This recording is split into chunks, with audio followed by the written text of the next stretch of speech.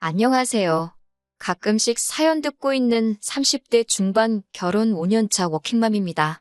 남편하고는 연애 결혼을 했어요.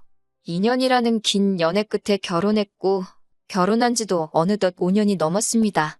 저 어려서부터 사업하시던 아버지 덕분에 부족함 없이 자라왔어요.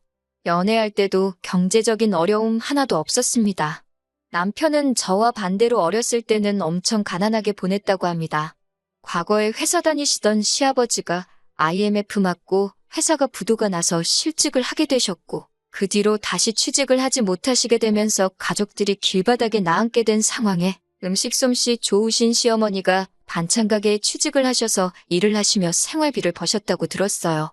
차츰차츰 원래 주인이 해서 내놓던 반찬보다 어머님이 곁다리로 한두 개씩 해놓은 음식들을 찾는 손님이 많아지면서 가게에서 중요도가 오르셔서 월급을 많이 올리셨다고 들었고, 저와 남편이 연애 막바지쯤, 그러니까 결혼을 준비하던 시기에는 그 가게를 시어머니가 인수를 하시네 만에 이런 이야기가 나오고 있었습니다.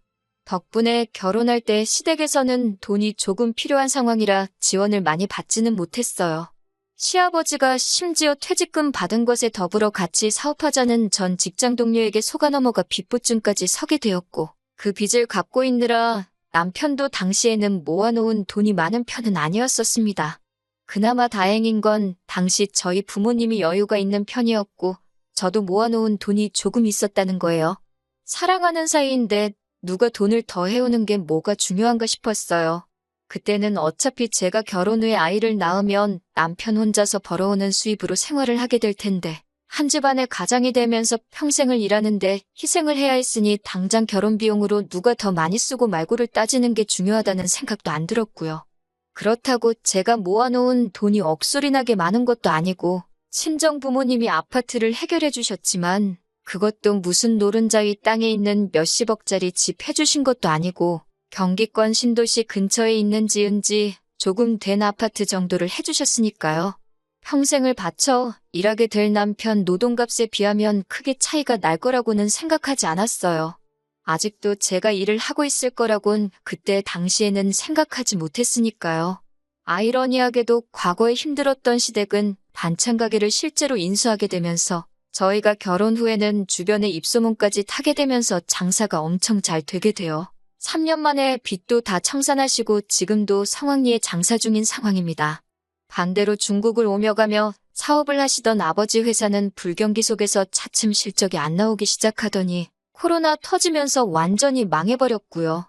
아버지 사업이 망하기 전까지는 저도 집에서 전업주부로 살고 있었는데 집안 상황이 어려워지니 제가 일을 안 할 수가 없더라고요. 아무리 결혼할 때 먹고 살만해서 저희한테 집을 해주셨다 한들 남편 외벌이 가지고는 친정의 생활비 명목으로 돈을 보내기도 눈치가 보였고 액수도 둘이 벌어먹고 살기에나 적당하지. 양가 부모님 똑같이 챙기면서 모으기에는 모자란 부분이 있었으니까요. 또 남편도 연애 때도 그랬지만 입에 돈 아껴야지, 절약해야지를 달고 살았는데 결혼 후에도 그 버릇이 고쳐지지는 않았어요. 어렸을 때 힘들게 자랐다고 하니 오죽 힘들었으면 그래도 한참 때인 나이인데도 저렇게 갖고 싶은 거 참고 쇼핑을 가도 세일 코너 아니면 쳐다보지도 않고 그러는 모습 보고 안쓰러웠던 적도 있었거든요. 그런데 이제는 그런 모습이 정말 지치고 짜증이 나기 시작하네요. 남편이 친정 가는 걸 너무 좋아하거든요. 시댁 가는 건 그렇게 싫어하면서 친정에는 오히려 먼저 나서서 가자고 합니다. 친정에 가면 어머니가 이것저것 막 퍼주시고 외식도 시켜주시고 그랬으니까요. 아직 우리가 신혼이던 초반에는 아버지 회사가 상황은 안 좋았어도 아예 망하지는 않았었으니까요. 저희만 갔다 하면 저희들 데리고 바로 장 보러 가셔서 저희들 필요한 장도 대신 봐주셨고 그날 저녁까지 반찬 이것저것 해서 다 싸주셨어요. 어머니가 이제 연세도 많고 하시니 저는 부담스럽기도 하고 저희 때문에 하루 종일 불 앞에 서 계시면서 반찬하는 거 보면 마음이 안 좋거든요. 제가 음식을 못하는 것도 아니고 말했다시피 결혼 초반에는 전업주부였으니까 제가 해먹으면 되는 거였으니까요. 그래서 하루는 친정 가자는 남편한테 오늘은 가지 말자고 했어요. 남편이 왜 안 가냐고 집에 지금 김치가 없다고 김치 받으러 가야 된다고 하더라고요. 그 말 듣는데 어이가 없어서 김치 그거 얼마나 한다고 남들도 다 돈 주고 사 먹는다고 하는데 우리도 돈 주고 사 먹자고 했어요. 그랬더니 생각이란 건 1초도 하지 않고 대번에 김치는 장모님이 해주신 거 가져와서 먹으면 공짠데 뭐하러 돈을 써가면서 먹냐고 하더라고요. 참나, 엄마 김치는 땅 파면 나오는 건가? 저게 30살 먹은 사람 머릿속에서 나올 수 있는 말인가 싶었습니다. 정말 냉장고에 김치만 있다면 아침 드라마에서 본 것처럼 김치로 싸대기를 한 대 날려주고 싶더라고요. 그리고 시어머니가 반찬 가게를 하시는데 왜 김치를 꼭 우리 엄마 김치를 먹어야 하냐고 따졌어요. 그랬더니 남편이 거기는 돈 주고 파는 것이지 않냐고, 돈 주고 파는 걸 공짜로 어떻게 가져가냐, 그건 도둑질이라고 하는 거다. 오히려 저를 가르치려 들더라고요. 지네 부모님 건 돈 주고 사야 된다고 그렇게 챙기는데 또 장모님네서 가져오면 공짜 아니냐고 맛있게 처먹기는 다 처먹어 놓고 저희 엄마한테 감사하다고 선물이나 용돈 한 번 제때 준 적도 없어요. 한 번은 정말 저희가 부탁드린 적 없는데도 반찬통 커다란 것 여러 개 이것저것 싸가지고 찾아오셨어요. 제가 친정 가는 거 탐탁지 않아 했으니 거의 2주에 한 번꼴로 오던 저희가 친정에 통 오질 않게 되니 친정어머니가 무슨 일인가 하고 스스로 찾아오신 거죠. 반찬 가게 하시는 시어머니는 한 번을 먹고 싶은 반찬 있냐 물어보신 적도 없는데 이렇게까지 해주시니 너무 감사했죠. 그런데 남편은 그 상황에서도 차비라도 하시라고 용돈 조금 쥐어드릴 법도 한데 그런 것도 없고 너무하더라고요. 제가 조금 드리라고 눈치도 줬는데 양가의 용돈은 똑같이 드려야 나중에 말이 안 나온다면서 거절당했고요. 그 와중에 친정어머니가 싸다 주신 반찬 정리하면서 이 반찬통은 다 쓰면 돌려드려야 되나 묻고 있더라고요. 아직 새 것 같고 좋아 보인다고 우리가 그냥 쓰면 안 되냐고요? 저는 그냥 그런 게 어릴 적에 힘들게 자라서 몸에 배어있는 아끼는 습관이라고 생각했습니다. 그냥 뼛속까지 거지근성으로 가득 차 있는 사람이라고는 생각도 못했어요. 아버지 사업이 기울게 되면서 집은 많이 어려워졌지만 그나마 다행인 건 아버지 회사가 망하면서도 빚은 그렇게 많이 지지 않았다는 겁니다. 부자가 망해도 3대는 간다고 3대까지 떵떵거리며 살 수 있는 재력은 아니었지만 그래도 약간의 여유자금이 있어 친정어머니께서 작은 연탄구이집 하나를 시작하게 되었습니다. 친정아버지는 사업 노하우를 가지고 계시니 다시 일어나 보겠다고 따로 일을 하시고 어머니 혼자 당장 필요한 생활비에 노후 준비 겸 해서 일하시고 계시는 상황이었어요. 저도 혹시 모를 상황에 대비해서 혹시나 친정부모님께서 생활비라도 필요하시다 해서 드려야 할 상황이 온다면 제 돈으로 해야 여러 말 안 나올 것 같아 다시 일을 시작해야 할 것 같다는 생각에 다시 취직을 하게 되었습니다. 남편은 그런 제 속도 모르고 이제 둘이 일하니까 부자가 되는 건 순식간이겠다고 조아를 하더군요. 저도 일을 시작하다 보니 몸이 피곤해서 주말엔 집에서 쉬고 싶고 친정어머니도 일 시작하시면서 저희 반찬해 주실 시간이 없으니 코로나 시작되고부터는 정말 단 하루도 찾아뵌 적이 없어요. 전화로 연락 몇 번 하는 게 다였고요. 하늘도 무심하지 그나마 야간 장사를 해야 돈이 벌리는 가게를 선택하셨는데 방역수칙 때문에 늦게까지 일도 못하고 가게를 일찍 닫아야만 하는 상황이라서 제 마음이 더 아팠습니다. 그런데 얼마 전 친정어머니로부터 충격적인 전화 한 통을 받게 되었습니다. 이런 말 하기 좀 모하다고 하시며 말을 쉽게 꺼내지 못하셨는데 요는 남편이 최근 들어 친구들이나 회사 동료들하고 친정어머니가 하는 식당에 가서 공짜로 먹고 온다고 하네요. 친정어머니는 처음에는 사위가 왔다고 고기도 평소 주시는 것보다 많이 주시기도 했대요. 처음에 친구랑 둘이서만 왔을 때 얼마 먹지도 않아서 그냥 가라고 한 적이 있는데 그 뒤로부터는 한 명씩 일행이 늘어나기 시작하더니 4명이서 오기 시작하고 급기야는 회사 사람들까지 데리고 와서는 2테이블에 4사람씩 나눠 앉아 8명이서 술이며 고기며 다 꺼내 먹고 나왔다네요. 당연스럽게 돈도 안 내고 그냥 간다고요. 자주 오면 일주일에 2번씩 왔다고요. 사위가 장모님이 하는 식당에서 밥 먹는 게 뭐가 문제냐 하실 분들도 있겠지만 과거에 반찬 이야기 할 때는 시어머니 반찬 가게 음식은 파는 거니까 돈 주고 먹고 집에서 살림하는 장모님이 한 반찬은 돈 안 내고 먹어도 된다는 논리를 펼치던 사람이 이제 와서 내로남불 하고 있는 거잖아요. 어이가 없었어요.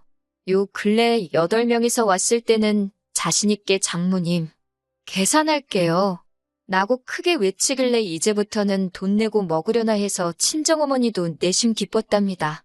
그런데 계산한답시고 한 행동이 장모님, 여기 사위의 사랑이요. 하고 한 번 꼭 안아드리고 나왔다네요. 내야 될 돈은 안 내고 시덥잖은 애교 부리면서 가는데 이제 어머니도 더 이상 참을 수 없다고 하시면서 저한테 결국엔 연락하신 거예요. 정말 미치겠더라고요.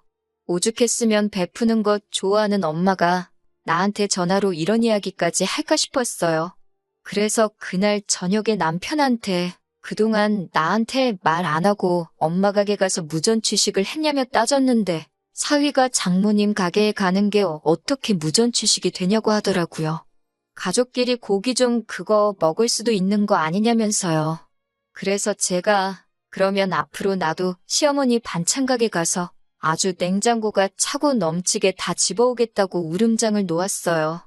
자기가 했던 말이기도 하고 저도 강하게 나오니까 아무 말도 못하고 씩씩대고만 있더라고요. 아무튼 이제 더 이상 다른 사람 데리고 가서 공짜로 먹고 오는 거 안 된다는 걸 충분히 이해시킨 것 같으니 그냥 저도 그쯤에서 넘어가려고 했지요. 그런데 정말 이 뼛속까지 남아있는 거지근성은 어디 버릴 수가 없는 건지 정말 남편의 어이없는 행동에 넋을 놓아버리는 일이 얼마 뒤 일어났습니다. 친정엄마한테서 또 전화가 왔어요. 제 남편이 또 친구들하고 다녀갔다고요. 목소리가 안 좋으시길래 엄마한테 혹시 또 돈 안 내고 그냥 갔냐고 조심스레 물어봤는데 다행히 어머니께서 이번엔 돈을 내고 갔다고 대답해 주시더라고요. 계산하고 갔는데 왜 전화 주셨냐고 물어봤는데 어머니가 뭔가 말을 꺼내시려다가 집에 남편 도착하면 알 거다 말하고 한숨 푹 쉬면서 전화를 끊으셨습니다. 무슨 헛짓을 하고 왔는가 오만 가지 생각이 드는데 문 열고 들어오는 남편 보면서 아주 기절초풍하는 줄 알았습니다. 양손 가득 비닐봉지를 들고 들어오길래 뭔가 해서 봤더니 엄마 식당에 셀프바에 있는 겉절이 김치를 싸가지고 왔더라고요. 이 미친 인간아, 이걸 왜 가져오냐 소리쳤더니 이건 엄연히 셀프바에 있는 공짜를 가지고 온 거라고 그게 뭐가 문제가 되냐는 식으로 당당하게 나오더라고요. 아침 드라마에서처럼 김치 가지고 싸대기를 날리지는 못했지만 그 봉지를 뺏어서 얼굴에다가 철푸덕 던져버렸어요. 봉지가 터져서 겉절이 김치로 범벅이 된 남편이 적반하장으로 밑반찬은 자기가 낸 돈에 포함된 거 아니냐고 하면서 뭐가 문제냐고 계속 큰 소리를 치고 있더라니까요. 더 어이없는 건 나중에 엄마한테 전해 들은 건데 친구들한테도 한 봉지씩 싸줬다고 하더라고요. 온갖 생색은 다 내면서요. 겉절이가 집에서 간단하게 만들기엔 김장보다 편하지만 식당에서 하는 건 김장 못지않게 어렵거든요. 거기에 요즘 경기에 사람 쓰기도 뭐해서 정말 주방일도 엄마 혼자서 하시는데 매일같이 한 달어이씩 하시는데 그걸 공짜라고 가지고 온 거예요. 남편한테 그 길로 당장에 부동산 가서 이 집 내놓고 팔리면 그 돈 친정엄마 드릴 거라고? 그러니까 너는 다시 니네 부모님 집에 가 있던가 하라고 했습니다. 멀쩡한 우리 집을 왜 파냐고 따지길래 이 집엔 네 돈 들어간 거 하나도 없으면서 무슨 낯짝으로 우리 집이라고 하냐고 따졌어요. 우리 집이라고 부르고 이 집 지키고 싶으면 당장 시댁에 가서 이 집값의 반을 받아오라고 그렇지 않으면 이 집에서 너랑 같이 사는 것도 다 끝이라고 해줬습니다. 그제서야 남편도 사태의 심각성을 깨달았는지 저한테 제발 그렇게 하지는 말자고 살살 빌더라고요. 하지만 저는 쉽게 끝낼 생각 없었어요. 앞으로 정상적인 결혼 생활을 유지하고 싶으면 당장 시댁에 가서 집값의 반을 받아오라고 저도 끝까지 고집을 부렸습니다. 그렇게 대판 싸운 뒤로 이제 반년이 넘었네요. 방역수칙도 완화되고 이제 늦게까지 장사할 수 있어서 엄마 식당도 어느 정도 궤도에 올라왔습니다. 현재 남편은 집세 명목으로 저에게 생활비를 제외하고도 한 달에 100만 원씩 따로 입금을 하고 있어요. 앞으로 60개월, 그러니까 5년간은 계속 저에게 달마다 100만 원씩 보내기로 했습니다. 친정어머니께서 보태준 돈의 반을 채우면 그때 가서 그만 받겠다고요. 이 돈이 다 모이면 엄마한테 줄 생각이에요. 목돈이 돼서 드리면 당연히 반대하실 테니 앞으로 천천히 친정 부모님께 필요한 것들 제가 찾아다가 하나씩 사드릴 계획입니다.